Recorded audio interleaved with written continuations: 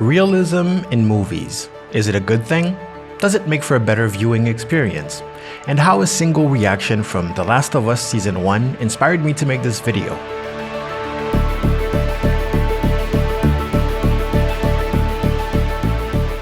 I don't think we need to go through the basics of Hollywood versus real life here. We've all seen Mythbusters. We all know that a suppressor on a gun is still pretty loud. We all know bullets will go through both doors of a car before it hits the person on the other side, really. We know that in real life, people would suspect Clark Kent of being Superman or Bruce Wayne of being Batman. And we know that if you survive a horror house and in the morning the cops come, well, they will arrest you. Which leads me to the first part. The quote-unquote unrealistic things that we actually like. We definitely do not mind if henchman number 27 gets taken out by a single slap.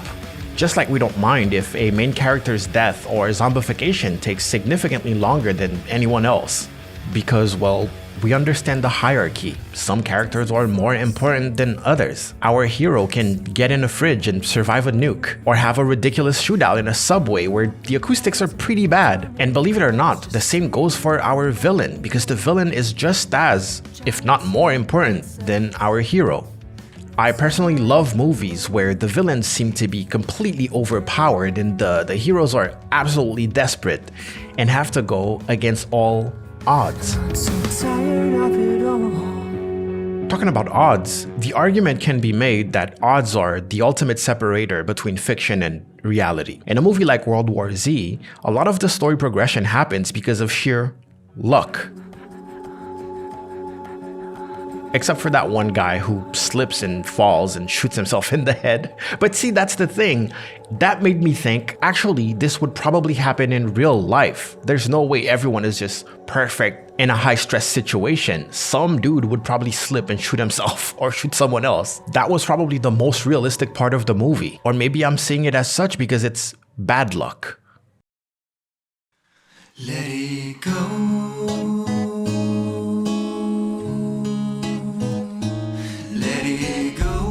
That's a quote-unquote trend on TikTok, and it really made me wonder, would I prefer if Hollywood portrayed those scenes like that? And I don't think so, actually.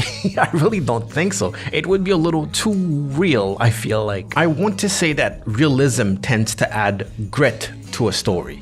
When you watch a movie like Ant-Man Quantumania and he's fighting those giant/tiny bugs in a world that has no physical ground, it's not as impactful as watching like Tom Cruise break his ankle or Aragorn kick that damn helmet.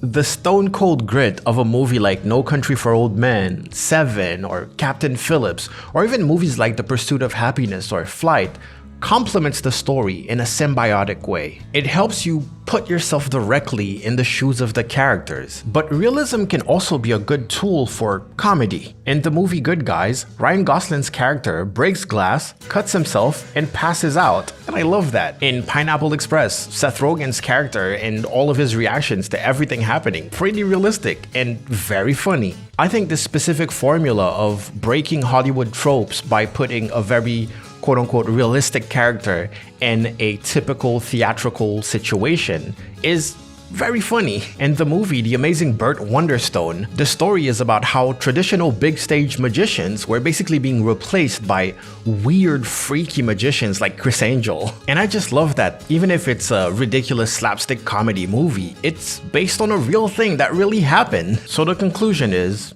it depends. Or only if it adds to the story, but you already knew that. Act of Valor is a movie that had real military guys play instead of actors, and it wasn't memorable. I think realism in movies is a detail that we can really appreciate when it counts. In a movie like Searching, the main character goes on Facebook, uses Skype, Windows XP, Mac OS, and that keeps it so immersive, even if they probably had to recreate the whole animation from scratch to get that level of detail. But it elevates the movie so much, and that's credit to the director, writers, and VFX team. But now, let's talk about realism in an actor's performance. There are definitely some moments that actors do such an amazing job that you have no choice but to feel like it's real. Hereditary comes to mind. Absolutely every single actor brought their A game to this movie. But man, Toni Collette, and I'm not talking about the I am your mother speech, I'm talking about something else actually. There is a scene where she is reacting to seeing something paranormal for the very first time. And to me, her reaction is so real. She immediately starts to panic, and I don't know why, but like seeing this scene, it just hit me so hard. I'm like, yes, this is absolutely how I would react, or how I would imagine that someone in her situation would react in real life. There are so many horror movies where people tend to just stick around as unexplainable stuff happen behind them. And of course, we can talk about the deer in headlights or the fight or flight or freeze, but she immediately leaves. She's like, oh, okay, I gotta go. And I love that so much. I'm sorry, can we stop? And moments like that really pull me into the movie. They pull me into the story, into the characters, and into everything. And lastly, the performance that inspired me to make this video in the first place is actually from Bella Ramsey in The Last of Us Season 1. And she doesn't even speak a word. She just makes a very specific noise. Incredibly huge spoiler if you haven't seen it yet. It is a scene where a main character dies, so if you want to skip it, I don't blame you. But here we go. Horror movies and shows have scream queens, and we love our scream queens, especially Mia Goth. I can scream for you. Oh, thank you. But they tend to overuse the whole scream thing. So any situation, they'll just scream, and they'll scream the same way. You know, it's the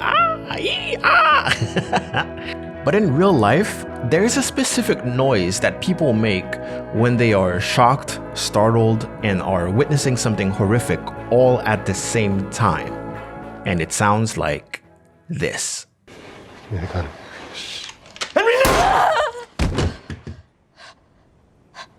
Oh, God.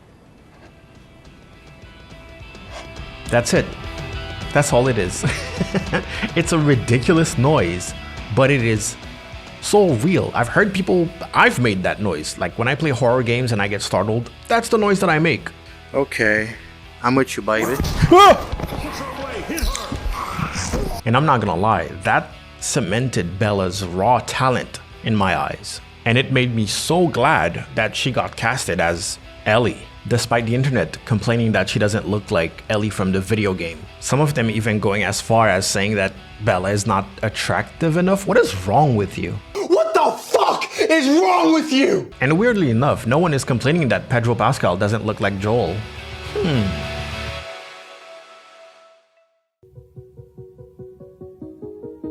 My name is Gal Level, and I cannot stop yapping about movies and TV and media in general, so if you would like to subscribe to hear my rants, you're at the right place. I have not seen Season 2 of The Last of Us, so please don't spoil it for me. I will probably post a review/reaction to the first episode, at least. If that goes well, I might do the other episodes. So let me know about that, like in the comments, if you would like to see me watch Season 2 and have my thoughts about it. But I'd like to thank you for watching this video already. If you made it that far, thank you so much. I got a lot of positive feedback about my previous video, and hopefully you like this one too. Anyways, I've been Gal Level. Don't stop yapping about movies. It was better, wasn't it?